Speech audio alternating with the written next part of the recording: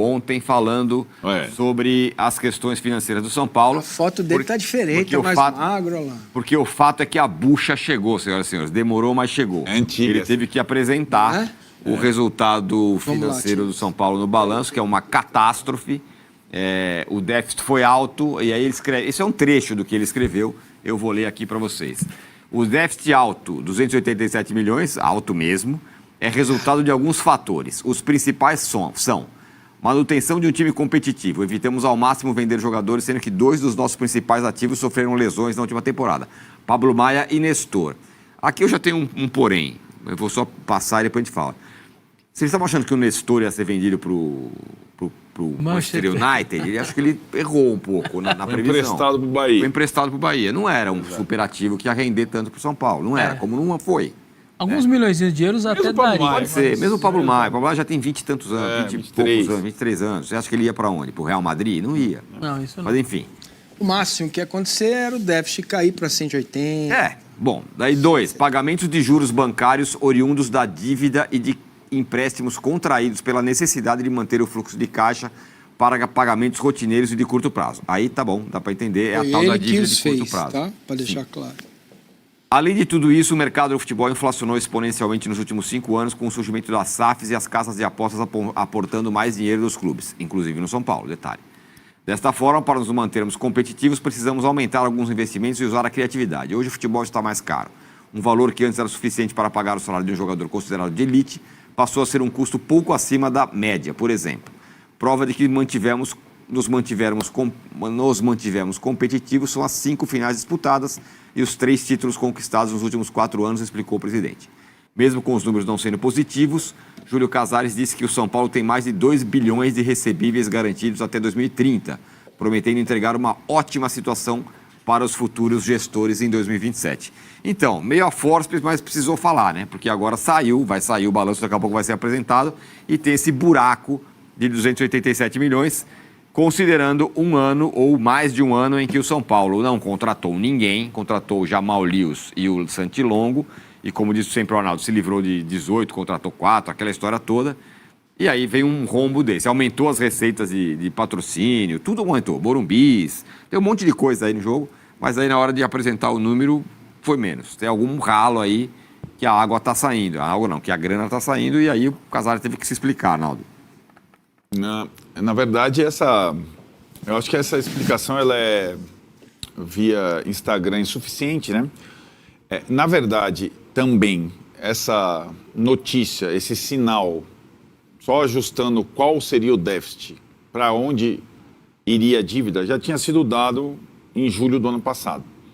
E aí o Casares, quando vira julho, o São Paulo já tinha a noção que não venderia jogador, que as receitas turbinadas eram insuficientes, que o prejuízo ia ser grande, só faltava dizer onde ia terminar na Libertadores, na Copa do Brasil e no Brasileiro. Não foi campeão. E se fosse campeão, o São Paulo foi campeão da Copa do Brasil, vendeu o Beraldo e o Antony tinha sido vendido. A situação não fez nem o São Paulo teve um período que venceu um campeonato importante com grana. Vendeu o jogador. E vendeu um jogador bem vendido, o Beraldo, um jogador. Não teve nada disso ano passado. Então era buraco. A questão é que, desde a última janela, o Casares resolveu, para talvez não quebrar o clube, tentar uma alternativa diferente para o segundo mandato que ele começava. E começou a anunciar nas redes sociais, sempre redes sociais, que o plano dele para o São Paulo 2030, centenário, era, e se você for reparar, tudo está sendo renovado até o centenário, contrato de patrocínio master, etc. e tal, para ter... Aí tem duas vertentes, esses acordos longos, né? Ele te dá um lastro para você, mas ao mesmo tempo ele te ingessa em alguns movimentos e ele tem que supor que quem o suceder vai topar, vai achar isso a melhor opção. Essa é a minha... Né? O estatuto libera ele fazer esse contratão de 5 anos. Tal, isso libera. Isso acontece em qualquer clube, né? Mas sempre corre o risco de quem entrar... Fala, esse cara era louco, não quero isso daqui. Eu quero trocar... Ele fez isso em algumas situações em relação ao Leco, fornecedor de material esportivo ou patrocinador. Treinador. Hã? Treinador. Isso aí esportivamente eu não estou nem entrando. Não estou nem entrando na questão esportiva, né? Ainda, né? Embora ela esteja comprometida diferentemente de qualquer clube, é o que a gente comparava aqui. O Corinthians vai apresentar um déficit mais o dobro do São Paulo, a dívida do Corinthians é mais do dobro, e o Corinthians adotou um outro caminho. É um caminho que o Corinthians quis adotar. O São Paulo tenta adotar, está em vigência esse caminho do saneamento. E que aí é quando... Aí o Post, pela primeira vez, acho que o Casares utilizou uma expressão que significa uma má notícia. Ele tem uma dificuldade de falar má notícia. E, às vezes, a má notícia tem que ser dada. Pode ser para o seu parente, para o seu amigo, para o seu filho. Vai ser um processo longo e duro. Opa, aí, né? Processo, tá? E acho que o torcedor do São Paulo, até então, não tinha entendido isso. Ou não entendeu isso até agora. Eu estou falando isso há milênios. Agora vamos ver se no post do presidente isso fica claro. Sobretudo nesse ano. Sobretudo nesse ano 2025. Em que vai ser o ano que o São Paulo vai menos investir, que o São Paulo vai ter que apertar o cinto, como disse o superintendente, o Márcio Carlomagno, que é uma espécie de braço direito do Casares, mas que é mais... O Marcinho até assistiu a live, né? Que é mais claro na comunicação e não fica postando coisas no Instagram, ele fala... A pergunta foi feita pelo Tironi. O São Paulo só deve beber... A ótima expressão que você cria, Tironi, porque acho que é mais claro para o torcedor entender. O São Paulo vai beber água limpa de novo, sem micróbios, se fizer tudo certinho esse ano, a partir do meio do ano que vem. Então, para o São Paulo voltar a ser competitivo no mercado, é só julho de 2026, se fizer tudo certinho. Isso o torcedor vai ter que entender, né?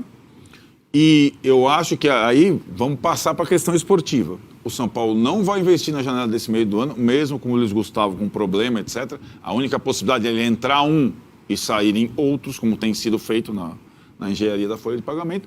E o time do São Paulo é esse aí que temos para 2025, né? Com esse diagnóstico agora claro da parte do presidente. A coisa já andou, o balanço foi apresentado, vai ser aprovado pelo Conselho.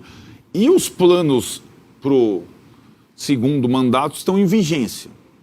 Só para completar, Márcio, o que não foi apresentado nem no post e nem para o Conselho até agora, que é a coisa mais nebulosa dessa segunda parte da gestão Casares, a parceria da base. Exato. Antes de você falar do campo, eu queria só entrar. O que tem de estratégia para o São Paulo vender a longo prazo? Vender suas marcas. Propriedades. Suas propriedades a longo prazo. O que acontece? Quando você está devendo, você vai mostrar a seus credores que você tem receitas garantidas por 5 anos, não é isso? Até 2030. 5 anos. Isso. Então você pode alongar as suas dívidas. Você pode dizer ao mercado que você já tem receita garantida para 5 anos, mostra os contratos, dá o contrato como garantia e chega para o Arnaldo e fala: olha, eu te devo 10, eu vou te pagar os 10, só que eu não consigo pagar agora. Vamos alongar? Eu pago 12 e você empurra para frente. Este refresco é que vai fazer com que o São Paulo comece lastro, né?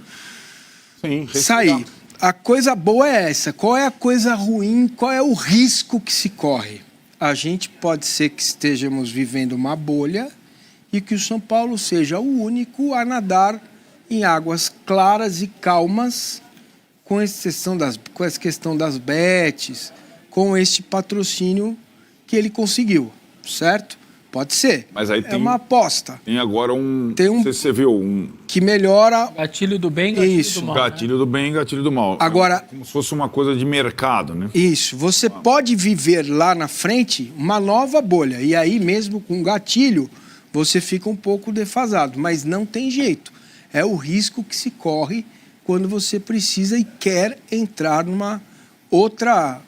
um outro jeito de olhar para o futebol. E eu digo, o presidente do São Paulo, o São Paulo está correto institucionalmente em buscar essa saída, essa solução. Estamos, né? Agora, isso tem reflexo em campo. Não há como. Prática. Na prática. Ou você adota o modelo Melo doido, plá, plá, plá, plá, ou você corta e passa a entrar num caminho para daqui um ano e meio, você começar a ser competitivo para poder contratar jogadores e pagar as contas e viver Queria fazer um elogio, tranquilo. porque eu sei que não é o modo ideal fazer stories, enfim, Instagram, mas eu acho que ele foi uma nota do que ele vinha bem sincera. Ele cita, inclusive, os empréstimos que ele fazia no nome dele, que ele não podia, chega uma hora que ele não tem como meu patrimônio. Até isso ele falou, então me pareceu ok. Para quem não estava falando muita coisa, me pareceu... Que é um limite, né? É diferente... É mecenato do mesmo jeito, mas é diferente. O Paulo Nobre botou o dinheiro dele, Nobre. Então o Nobre tirou da aplicação dele lá e botou na conta. O Casares fez a mesma coisa, de forma diferente.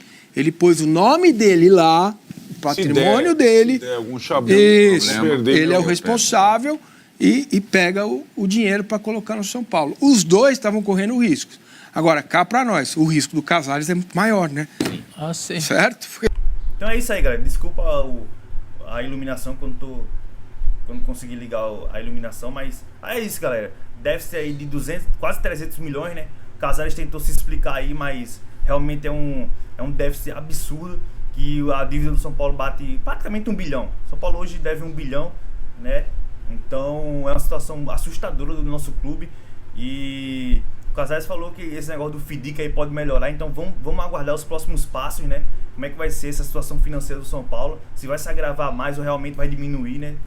Então comenta aí se vocês acreditam no FIDIC, nesse corte de custos que o São Paulo realmente está fazendo agora, se vai dar certo ou não. Comenta aí, mas é uma situação constrangedora aí, 1 bilhão nosso clube está devendo aí, e é uma situação muito ruim, porque isso impossibilita o São Paulo de fazer grandes contratações e disputar grandes títulos, na minha opinião.